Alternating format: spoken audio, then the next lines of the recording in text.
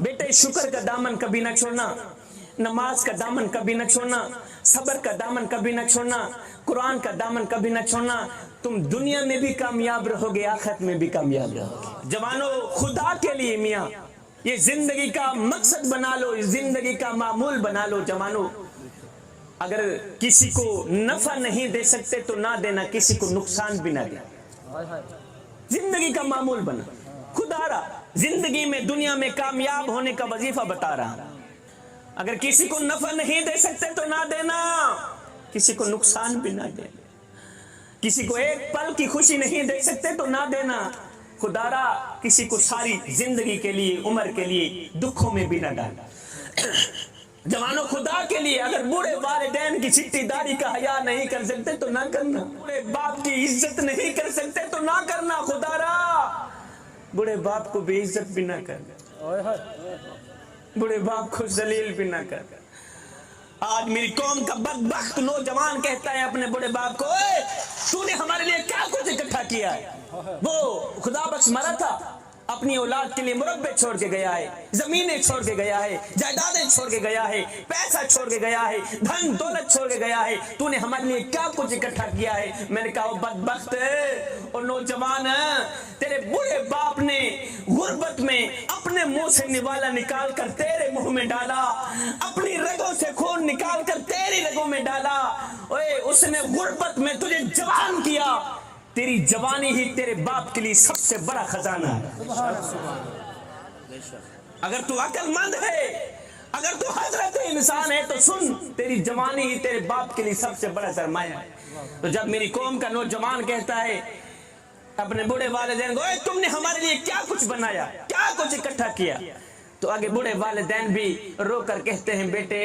اساں کیا ہیں، کیا اوقات سدی سدے کول ہے، کیا تے وہ کیا دے اسا رول ملنگ اسا آپ تو تنگ ہے گال صفا تے وہ کیا دے سو، ایسا بکے پیاسے لوگ ہی سے سکو ناز ماتے وہ کیا دے سو، اور سلے تصاوی شاکر آپ نے نہیں تو آپ دسا تے وہ کیا دے۔ میرے آقا علیہ السلام سے پوچھا گیا، حضور اگر دنیا میں دیکھنا ہو کہ کون سا شخص جنتی ہے، کون سا شخص جہنمی ہے، کیسے پہچان کی جائے؟ یا دنیا میں دیکھنا ہو کس شخص کے اوپر اللہ راضی ہے اور کس شخص کے اوپر اللہ ناراض ہے، دنیا میں کیسے پہچان کی جائے گی؟ میرے آقا علیہ السلام نے ایک ہی بات ارشاد فرمائی، فرمایا صحابی دیکھ لینا، جس شخص کے اوپر اس کے والدین راضی ہیں سمجھ لینا وہ جنتی۔ دیکھ لینا، غور سے غور کرنا، جس شخص کے اوپر اس کے والدین ناراض ہیں سمجھ لینا اس کم وقت کے اوپر اللہ بھی ناراض ہے، اس کا رسول بھی ناراض ہے۔ میرے حضور علیہ السلام مسجد نبوی میں آئے، میرے حضور علیہ السلام کی آنکھیں چھم چھم برس رہی ہیں، میرے آقا علیہ السلام ازارو کرتا رونے لگ گئے۔ صحابہ نے پوچھا، حضور آج تو کچھ غم زیادہ ہی چڑھ گیا ہے، حضور خیریت تو ہے؟ آخر کس بات نے آپ کو اتنا رلا دیا؟ میرے کریم نبی نے فرمایا، صحابہ ہائے کاش میری ماں زندہ ہوتی، کاش میری ماں زندہ ہوتی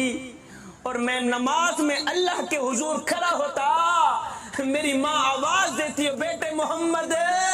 میں نماز چھوڑ کر دوڑ کر ماں کے پاس چلا جاتا اور دنیا والوں کو بتاتا کہ ماں کی عظمت کیا ہو۔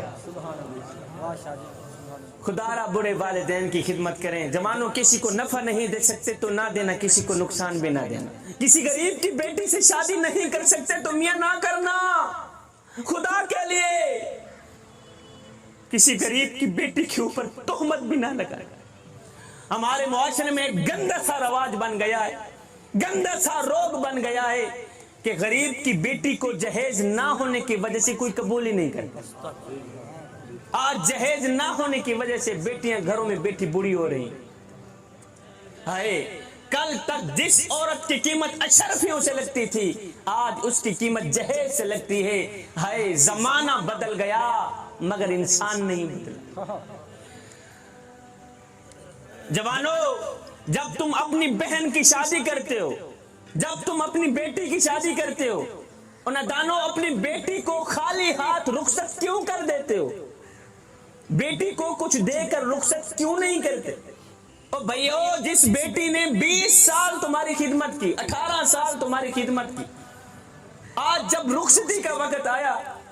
تم نے اپنی بیٹی کو خالی ہاتھ رخصت کر دیا؟ کچھ دے کر رخصت کیوں نہیں کیا؟ آپ کہہ رہے ہوں گے شاہ جی یہ آپ کیا کہہ رہے ہیں؟ الحمدللہ ہم نے تو اپنی بیٹی کو سب کچھ دیا ہے، ہم نے تو اپنی بیٹی کو جہیز بھی دیا ہے، 2-4 ٹرک جہیز کے دیے ہیں، 2-4 ٹرک سامان کے دیے ہیں، ہم نے اپنی بیٹی کو زمین کا ٹکڑا دیا ہے، اپنی بیٹی کو زیور دیا، اپنی بیٹی کو سونا دیا، ہم نے تو الحمدللہ بیٹی کو سب کچھ دیا۔ میں نے کہا میاں تو نے اپنی بیٹی کو سب کچھ دیا، تم نے اپنی بیٹی کو زمین کا ٹکڑا بھی دے دیا، تو نے اپنی بیٹی کو زیور بھی دے دیے، تو نے اپنی بیٹی کو 4 ٹرک اپنے جہیز کے بھی دے دیے، 4 ٹرک سامان کے بھی دے دیے، تو نے اپنی بیٹی کو سب کچھ دیا، تو نے اپنی بیٹی کو زمین کا حصہ بھی دیا، زمین کا ٹکڑا بھی دیا، سونا بھی دیا، زیور بھی دیے، چاندی بھی دیے۔ مجھے اتنا تو بتا دو کیا تم نے اپنی بیٹی کو اللہ کا پیار بھی دیا ہے یا نہیں دیا؟ جاتے ہوئی بیٹی کو اللہ کی محبت بھی دی ہے یا نہیں دی؟ ماشاءاللہ اتنا بڑا مجمع ہے، کوئی ایک انسان تو اپنا ہاتھ کھڑا کر دے، سارے مسلمان میرے سامنے بیٹھے ہیں کہ شاہ جی الحمدللہ میں نے اپنی بیٹی کو اللہ کا پیار دیا ہے، میں نے اپنی بیٹی کو اللہ کی محبت دی ہے، میں نے اپنی بیٹی کو اللہ کا خوف دیا ہے۔ میاں تو نے اپنی بیٹی کو زمین کا ٹکڑا بھی دے دیا، تو نے اپنی بیٹی کو زمین کا حصہ بھی دے دیا، تو نے اپنی بیٹی کو 4 ٹرک سامان کی بھی دے دیے، تو نے اپنی بیٹی کو جہیز بھی دے دیا، سونا بھی دے دیا، تو نے اپنی بیٹی کو سب کچھ دے دیا، مگر سن اگر تو نے اپنی بیٹی کو اللہ کا پیار نہیں دیا تو کچھ بھی نہیں دیا۔ آج تیری بیٹی خالی ہاتھ رخصت جا رہی، اور کس طرح کا ظالم باپ نکلا ہے تو کہ اپنی بیٹی کو اخلاق جیسا زیور بھی نہ پہنا سکا، اور یہ پہاڑ جیسی زندگی بیچاری کیسے گزارے گی؟ اے کاش کہ تو اپنی بیٹی کو اللہ کا پیار دے دیتا، کاش کہ تو اپنی بیٹی کو اللہ کی محبت دے دیتا، کاش کہ تو اپنی بیٹی کو اللہ کا خوف دے دیتا، تو جب تیری بیٹی کے اوپر کوئی برا وقت آتا، کوئی تکلیف کا وقت آتا، تو تیری بیٹی تیرا سر کھانے تیرے گھر نہ آتی، بلکہ اپنے گھر میں مصلی بچھاتی، اللہ کے حضور کھڑی ہو جاتی، اپنے دکھ مالک کو سناتی، فریاد مدینے کے تاجدار کو سناتی۔ اور ایک یہ بھی ٹرینڈ بن گیا ہے، آج ہر آدمی کہتا ہے جی میرا جو داماد بننے والا ہے نا وہ ڈاکٹر ہے، میرا جو داماد بننے والا ہے وہ انجینئر